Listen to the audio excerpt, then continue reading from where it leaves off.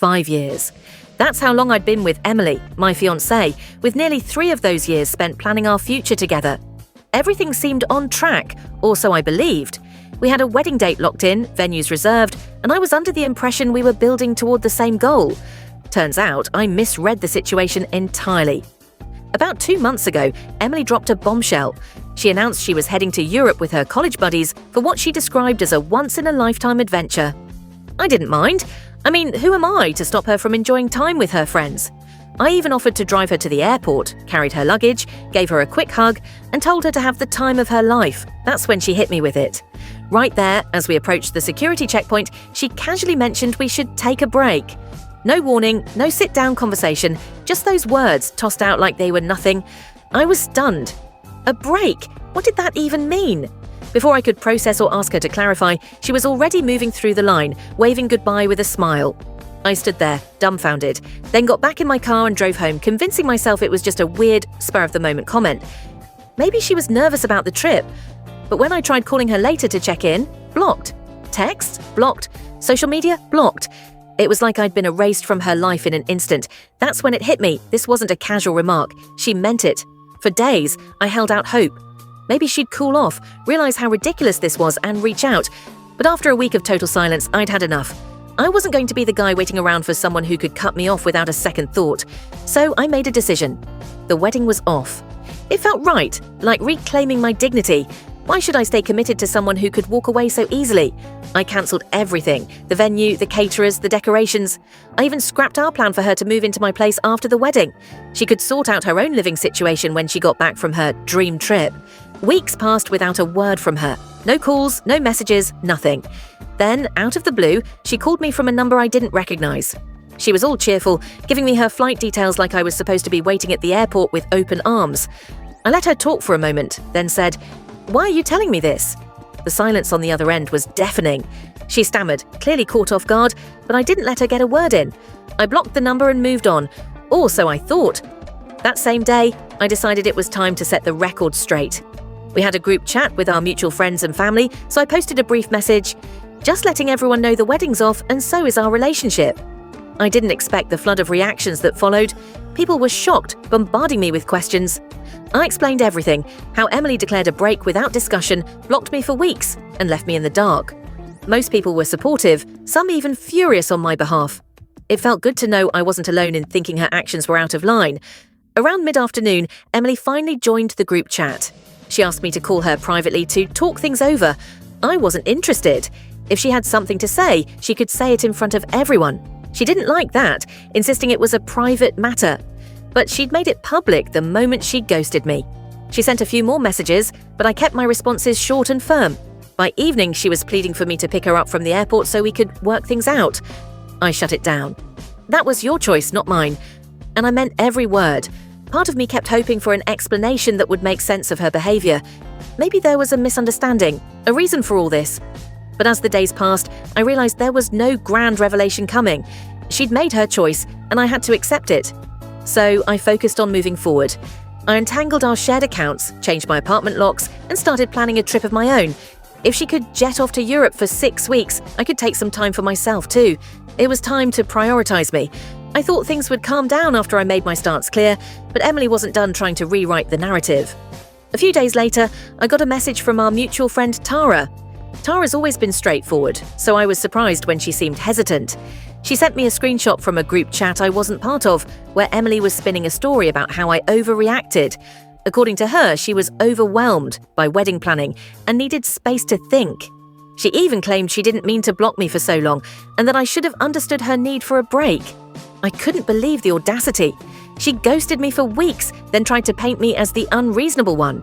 I wasn't going to let her control the story. I jumped into our main group chat and laid it all out. Emily decided we were on a break without consulting me, blocked me for 6 weeks, and now she's acting like this was all a misunderstanding.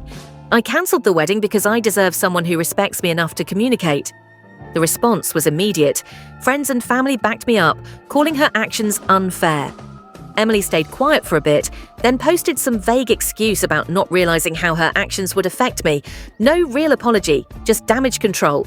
Then, her friend Claire jumped in, defending her. Claire went on about how wedding stress can mess with your head and how I should have given Emily more time to process things. I wasn't having it. I responded, "Claire, this isn't about stress." Emily cut me off completely. I tried reaching out and she shut me out. How long was I supposed to wait? That shut down the conversation. Even Claire didn't have a comeback.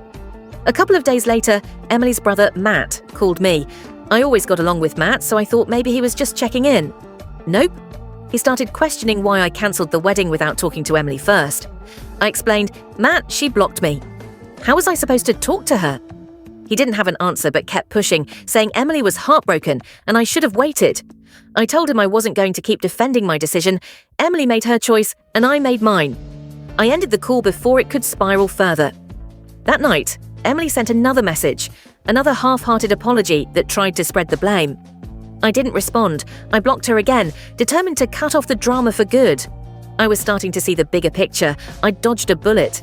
If this was how she handled tough moments, I couldn't imagine a future with her. It hurt, but I was ready to move on. Just when I thought I'd closed the door, Emily's family decided to get involved. A week after I blocked her, I got a call from her mom, Karen. Karen's the kind of person who seems sweet, but has a knack for subtle jabs. She started off all warm, asking how I was, as if the past 2 months hadn't happened. I cut to the chase. "Karen, what's this about?" That's when she launched into a guilt trip, talking about how devastated Emily was, and how I should give her another chance because people make mistakes under pressure. I stayed calm but firm. "Karen, Emily didn't just make a mistake. She cut me off for weeks without a word. That's not something you just overlook." But Karen kept going, suggesting we have a family dinner to work things out. I couldn't believe it, like a meal was going to fix this. I politely declined and hung up, hoping that would be the end. It wasn't. The next day, Emily's dad, Greg, messaged me. Greg's always been a bit standoffish, so I wasn't surprised when his message was blunt. He accused me of throwing away a good relationship and said I was hurting Emily by not hearing her out. He even threw in a line about how real men don't give up so easily. That one stung, but I didn't take the bait. I ignored the message, knowing it would only lead to a pointless argument. Then came Emily's big move. She sent me a long text from a new number, apologizing for everything but still dodging full responsibility. She claimed she was confused about the wedding and panicked when she blocked me. Then she dropped a bombshell. She still wanted to get married. After all this, she thought we could just pick up where we left off. I was floored. Part of me felt a pang of sadness for what we'd lost, but mostly I was angry. She'd broken my trust and no apology could undo that. I blocked the number and decided that was the end of it. I thought I'd seen the last of the drama, but Emily had one more card to play. A month later, I got a handwritten letter in the mail. I almost didn't open it, but curiosity got the better of me.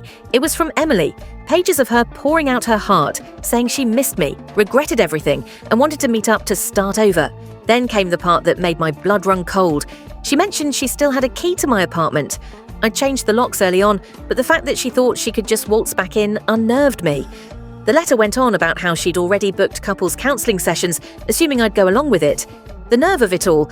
She was still trying to control the narrative, acting like we could just reset after everything.